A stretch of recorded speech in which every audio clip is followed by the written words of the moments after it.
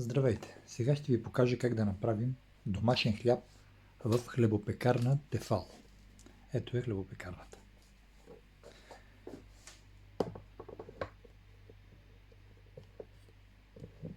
Така, започваме.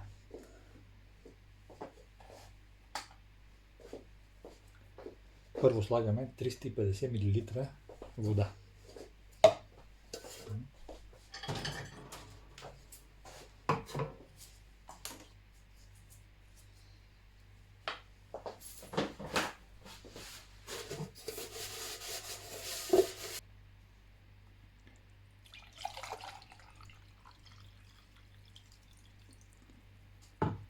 Триста и 50 мл вода. Това е първото нещо, което слагам. Ето.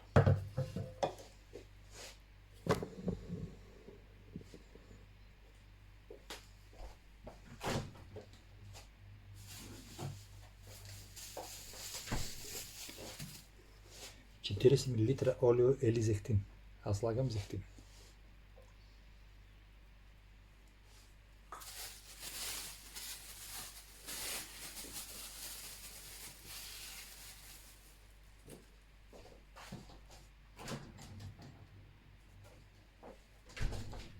Петнайсет грама мая. Ето това представлява маята. Като се разреже на 3 равни части, се получава това нещо. Това е горе-долу 15 грама. И се пуска вътре. Една чайна лъжичка захар. Аз слагам еритритол. Ето, една чайна лъжичка. Така. 50 грама овесени ядки. За по-сигурно просто използвам една обикновена кухненска везна.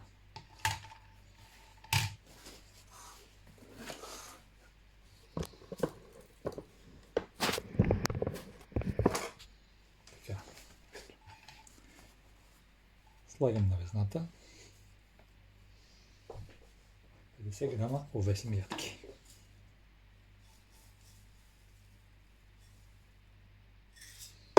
Така.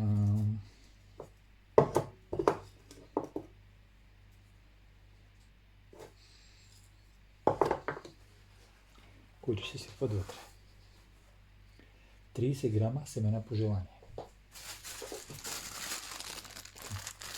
Това са семена микс. Вътре има чия, тиквени семки, слънчогледови семки. Сипвам малко от тех. Добавим малко ленено семе.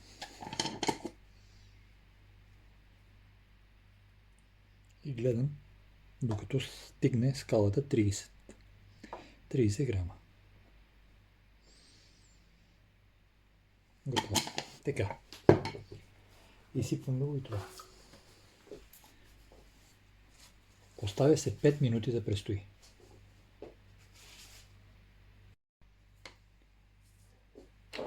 Така, сега продължаваме. Продължаваме с 1/2 чайна лъжичка риган.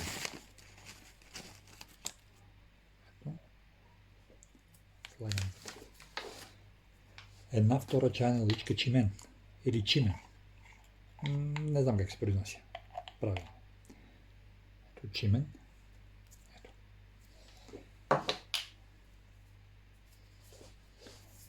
И идва ред на брашното.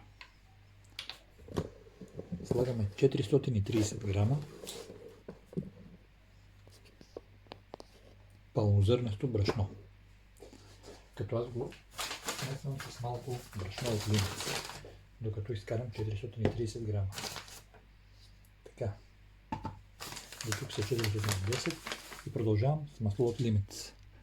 Брашно от лимец.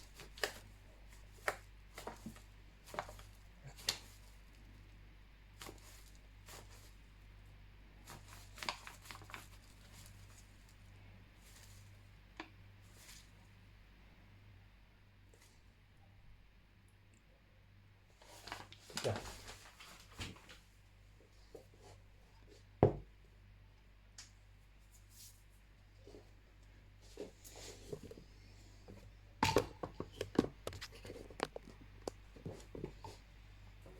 Слагаме брашното.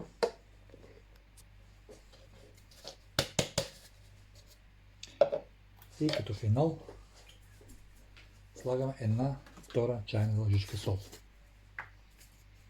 Аз използвам морска йодирана сол.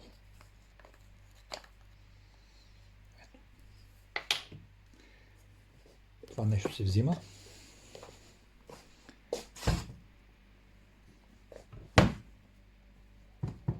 И се слага в хлебопекарната.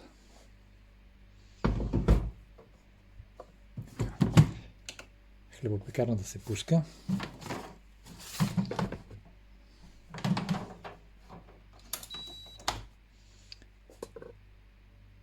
И се настройва на програма 4. Ето тук се настройват програмите. Сега в момента на четвърта програма на час и 30 минути.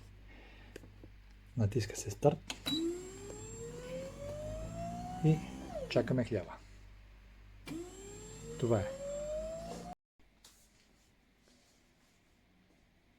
Така, вече хляба е готов.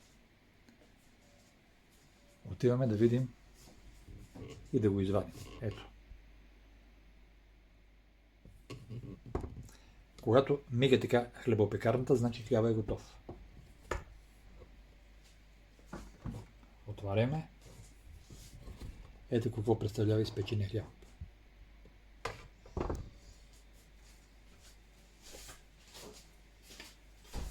Взимаме една кърпа, че е топло, и го вадим.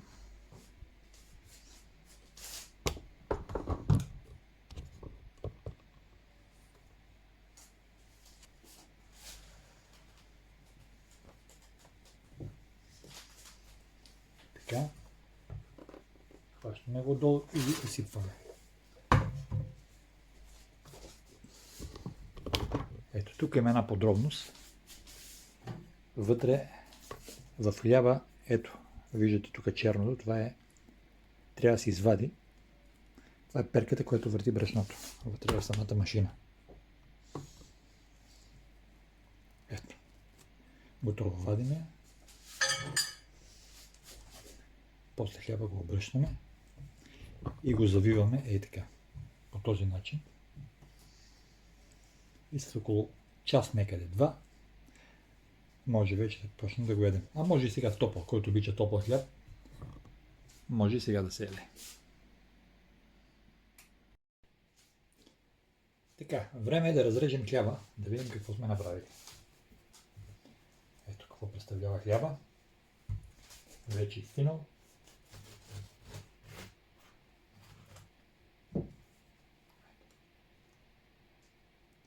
Вижте какъв плътен, хубав хляб се е получил.